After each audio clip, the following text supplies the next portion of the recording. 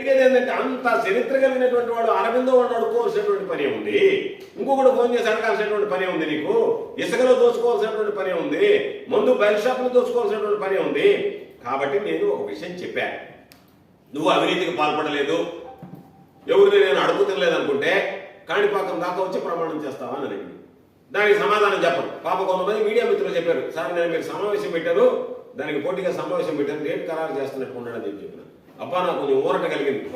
ఏదో మనం చెప్పాం కదా, మనం కూడా పాపం చంద్రమోహన్ రెడ్డి సిద్ధపడ్డాడు ఎవరు చెప్పారు, అయ్యా నువ్వు గబక్కన కాణిపాకం అని చెప్పే ప్రమాణకానికి ఎక్కడికైనా చెప్తే దరిద్రులు వచ్చి ప్రమాణం చేసిన చేస్తాడు, అదేం లెక్క లేదు.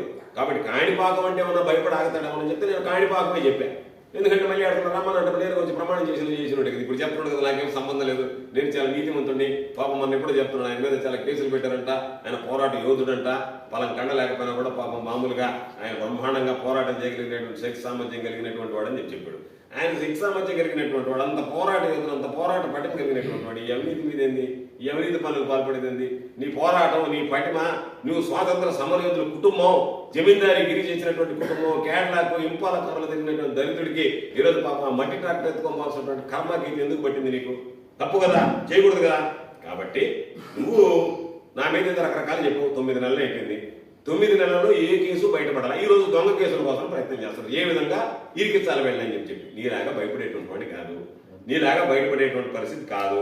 అందులో పాపం కొంతమంది అధికారులు అన్నారంట, ఇరిగేషన్ అధికారులు, పోయినసారి కూడా చంద్రమోహన్ రెడ్డి చాలా గట్టిగా మాట్లాడుతున్నాడు, మనం ఏదో ఎలక్షన్ ముందు పోయి కలిసి అయ్యా కుయ్యో మరణం అని చెప్పి నన్ను కుక్క పిసుకట్లంట పారేసేటప్పుడు గౌగో అంట గబ్బైపోయినాడు మురిగి.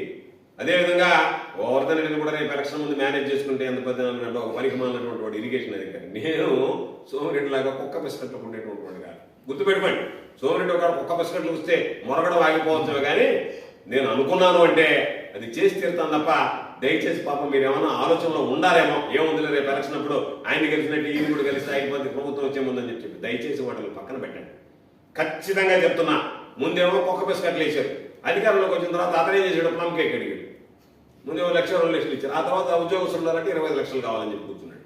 కుక్క పిసుకట్లో పోయి ప్లమ్ కేకులు అడిగాడు, అతను కేకులు అడిగాడు, అందుకని చెప్పి ఆ పరిస్థితికి వచ్చాడు. కాబట్టి మరలా చెప్తున్నా, చంద్రమోహన్ రెడ్డిని వదిలిపెట్టాం. ఈ రోజు అవినీతి చేసినటువంటి వాళ్ళు మొత్తం అదంతా తయారు చేసి పెట్టుకున్నాం, రికార్డ్ అంతా.